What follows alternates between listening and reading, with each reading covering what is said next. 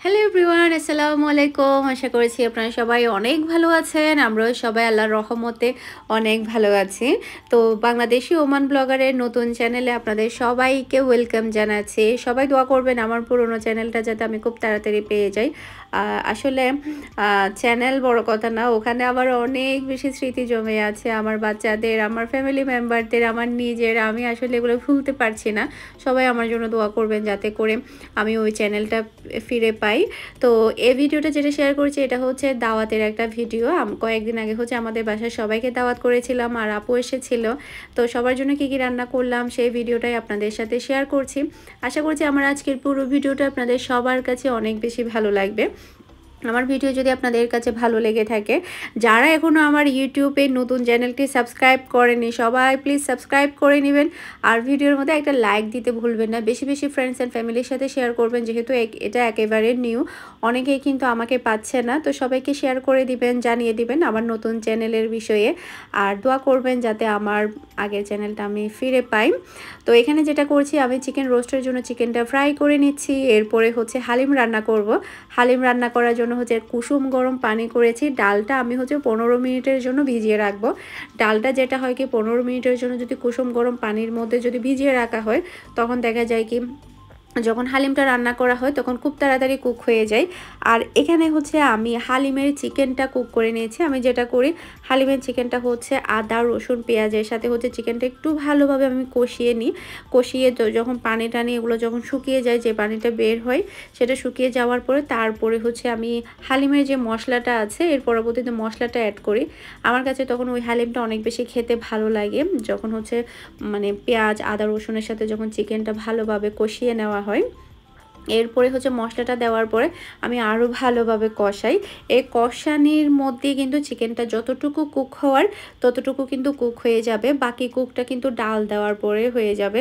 তখন দেখা যায় কি হালিমের কালারটা যেমন সুন্দর হয়, হালিম খেতেও কিন্তু অনেক বেশি মজা হয়। অনেকের আবার হচ্ছে হালিম রান্না করলে কালারটা একটু কালচে কালচে হয়ে যায়। নর্মালি হচ্ছে হালিম রান্না করলে একটু গ্রিন হয়, আবার অনেকেরটা কালচা হয়ে যায়। সেক্ষেত্রে হচ্ছে রান্নাটা যদি একটু প্রপারলি করা হয় তাহলে রান্নাটা দেখতেও যেমন সুন্দর লাগে আর খেতেও মাশাআল্লাহ অনেক বেশি সুন্দর হয় আর মজা হয়। তো এখানে দেখতে পাচ্ছেন আমি নাস্তা রেডি করে নিয়েছি। চালের সেমাই, যেটা হচ্ছে আমার জায়ের বাবার বাড়ি থেকে দিয়েছে। সেমাইগুলো অনেক বেশি মজা আর একদম লম্বা লম্বা ছিল। তো আমার জায়ের বাবার বাড়ি থেকে যেগুলো দিয়েছে এগুলো শুধু হাতের মধ্যে 2বার রান্না করেছিল, বাকি সবগুলো আমাকে দিয়ে দিয়েছে, আমি নিয়ে এসেছি। কারণ বাসার সবাই চালের এই সেমাইটা অনেক বেশি পছন্দ করে আর মিহিও অনেক বেশি পছন্দ করে। তো সবাই নাস্তা করে নিল। নাস্তা করার পরে আমি চলে আসলাম রান্না করার জন্য, যেহেতু রাতের খাবারের আয়োজন। দুলাভাই ভাইয়া ফাহিম সবাই আসবে। দুলাভাই অলরেডি চলে এসেছে। এরপরে হচ্ছে এখন আমি যেটা করছি, এখন হচ্ছে আমি মাটন রেজালা বসিয়ে দিচ্ছি।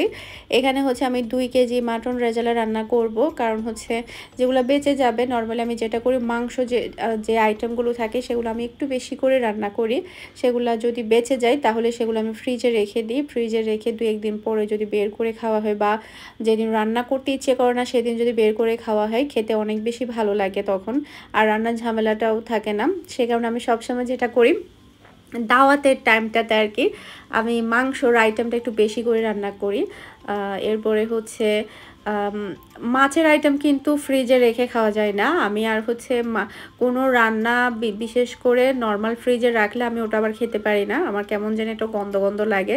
বিশেষ করে হলে কয়েক ঘন্টার জন্য, মনে করেন আমি দুপুরে খাবারটা ফ্রিজে ঢুকিয়ে রাখলাম, রাতে 10টা-11টা দিকে গরম করবে, এর মধ্যে তো গরম বেশি পড়ছে, নষ্ট হয়ে যাবে। সেই কারণে হচ্ছে আমি ফ্রিজে রাখলাম, ওই খাবারটা খাওয়া যায়। আবার রাতে খেয়ে আপনি চাইলে ফ্রিজে রাখলেন, সেটা দুপুরে বের করলে সেটা আবার খাওয়া যায়।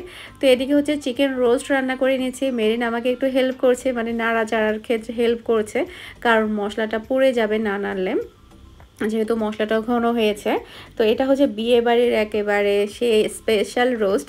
আমার রোস্টের রেসিপি কিন্তু আপনারা সবাই অনেক পছন্দ করেন। এরপর হচ্ছে আমি একদম ইজিভাবে তৈরি করি আর খেতেও মাশাআল্লাহ অনেক বেশি মজা হয়। আমি এবার আমার শ্বশুরবাড়িতে গিয়েও কিন্তু 2বার কি 3বার রোস্ট রান্না করেছি।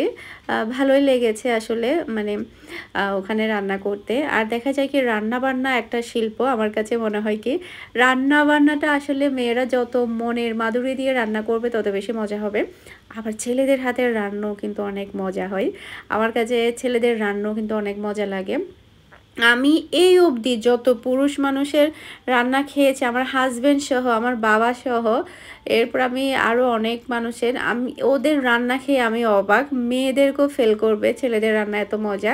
আমি জানি না কার হাতের রান্না কেমন, কে কীরকম চিন্তা করে যে ছেলেদের হাতের রান্না, কিন্তু আমার কাছে আমার ছেলেদের হাতের রান্না ভালো লাগে।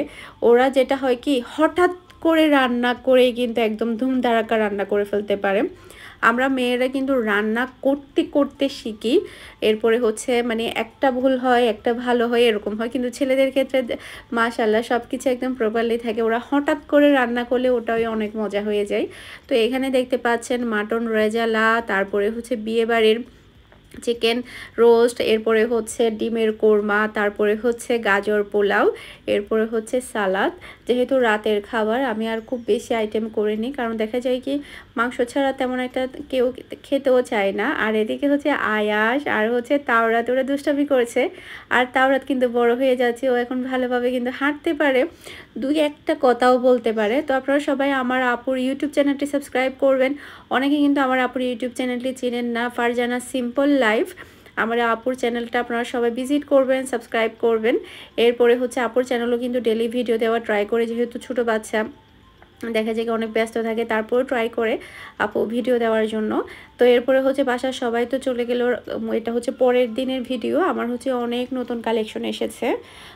আসলে আমার পিছনে আসলে কেন সবাই লেগেছে সেটা মনে হয় আমার মানে বিজনেস দেখে মনে হয় আমার কারণে আমার প্রতি হিংসা বেশি কাজ করছে। আসলে আমি একটা কথা বলি, কোনো সফলতা কিন্তু একদিনে আসে না। এটা কিন্তু কেউ এমন না যে এটা গাছের আম আমি ছিঁড়ে নিয়ে আসলাম, এটা কিন্তু সেটাও না।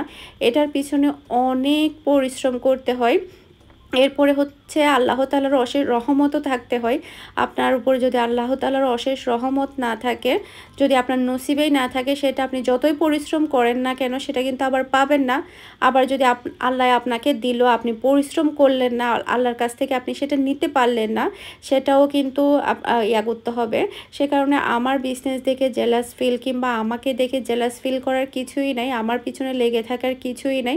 আমি এটা বলবো, সবাই যদি যার যার জায়গা থেকে খাস দিলে যদি পরিশ্রম করে, তাহলে ইনশাআল্লাহ সবাই এগিয়ে যাবে।